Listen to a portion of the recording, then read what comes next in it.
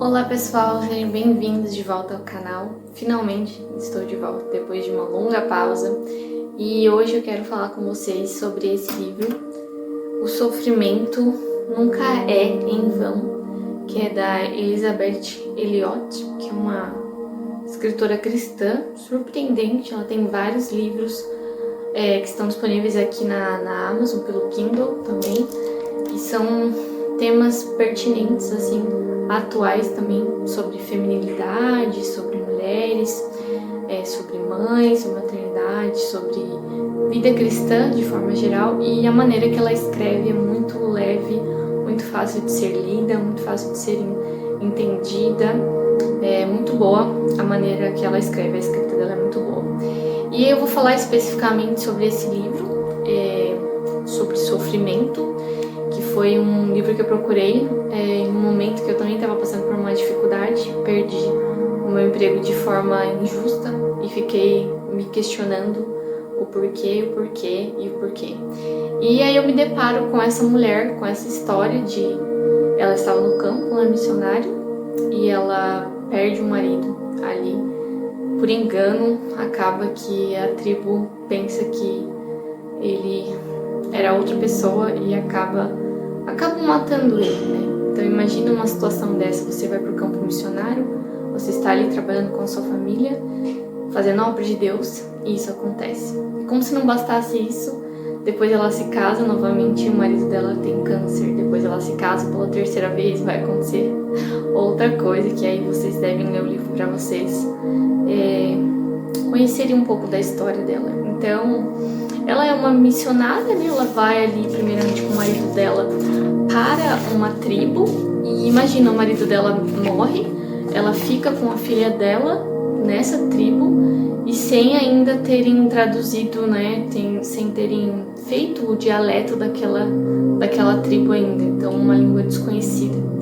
E ela fica ali observando como eles estão em condições assim que para nós, né, ocidentais e com todo o acesso que nós temos, supermercado, carro, luz, água, seria inaceitável, ainda mais porque ali na tribo as mulheres é que fazem a maior parte do trabalho pesado, e ela observa aquelas mulheres fazendo sempre de maneira cantarolando, em gratidão.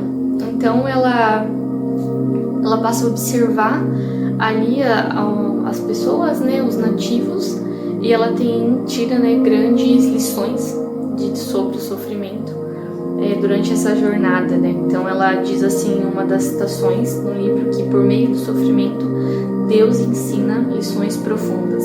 Ela também traz uma citação do C.S. Lewis: e o sofrimento tem um propósito maravilhoso de transformar algo terrível em maravilhoso. O sofrimento nunca é em vão.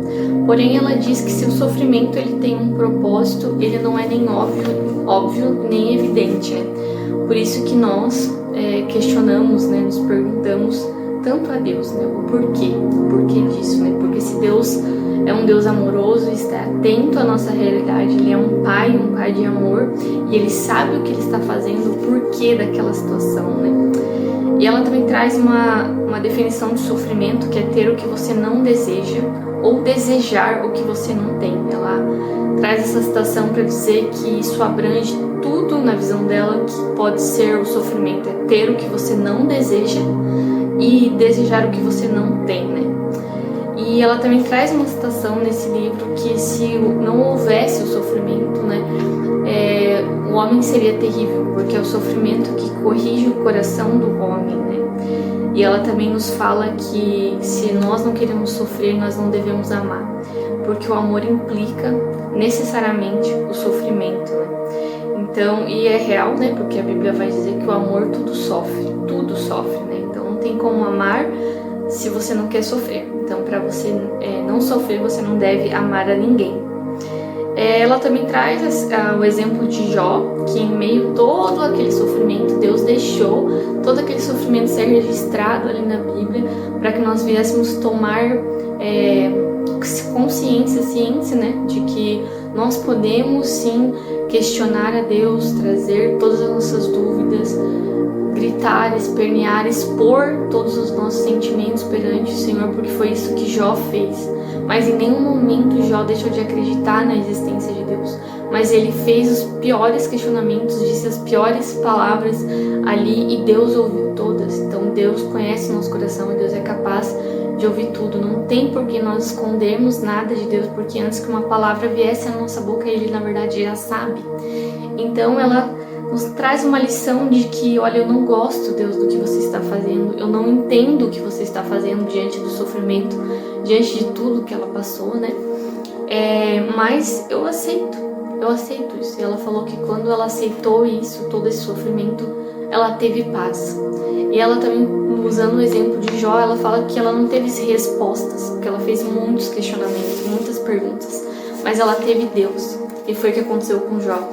Jó, ele não teve todas as respostas que ele queria, mas Deus apareceu para ele. Por isso que Jó fala que os meus olhos agora te veem, né?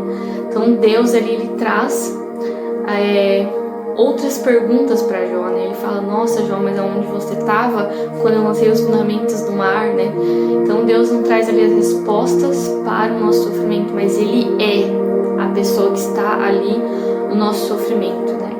E ela fala, né, sobre o que fazer diante do sofrimento, que foi algo até que eu fiz quando eu li esse livro, em lágrimas, né? Mas eu aceitei fazer isso, oferecer.